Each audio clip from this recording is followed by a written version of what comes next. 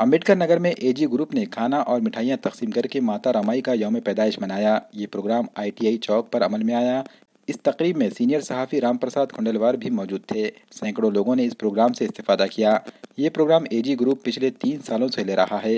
AG group और दीगर मित्र मंडल के अरकान अजंकिय वाघमारे, अतुल चौधांते, कुंदन सूर्यतिल, स्वप्निल भुगतारे, सोनू वाघमारे ने प्रोग्राम को कामयाब बनाने के लिए सख्त मेहनत की।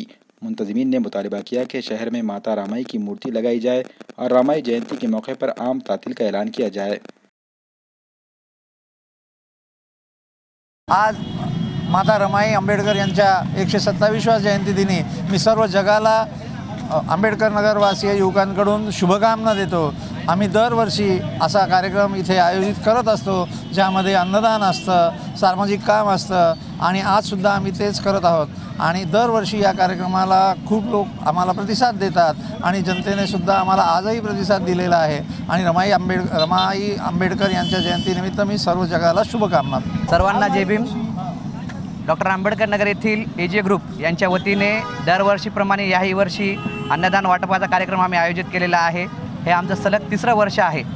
प्रथमतः समस्त भारतीयांना मी त्यागमूर्ती माता रमाई यांच्या जयंतीनिमित्त कोटी शुभेच्छा देण्याचा आमच्या वतीनं प्रयत्न करत आहोत आणि मानवतावादी या दृष्टिकोनातून आम्ही हे स्तुत्य उपक्रम राबवण्याचा आम्ही कार्यक्रम मागील 3 वर्षापासून आयोजित करण्यात येत आहे।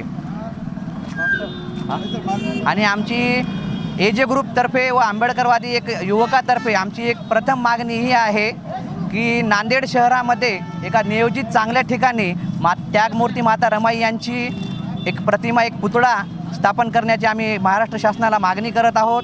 आणि दुसरी म्हणजे ज्या त्यागातून डॉक्टर बाबासाहेब आंबेडकर घडले, अशा त्यागमूर्ती माता रमाई यांच्या जयंतीदिनीनिमित्त पुढच्या वर्षीपासून भारतीय शासनाने आणि महाराष्ट्र शासनाने सार्वजनिक सुट्टी जाहीर करावी, ही आम्ही आंबेडकरवादी एक युवकातर्फे व आमच्या AJ group doctor Ambedkar Nagar यांच्यातर्फे ही आमची प्रमुख मागणी राहील।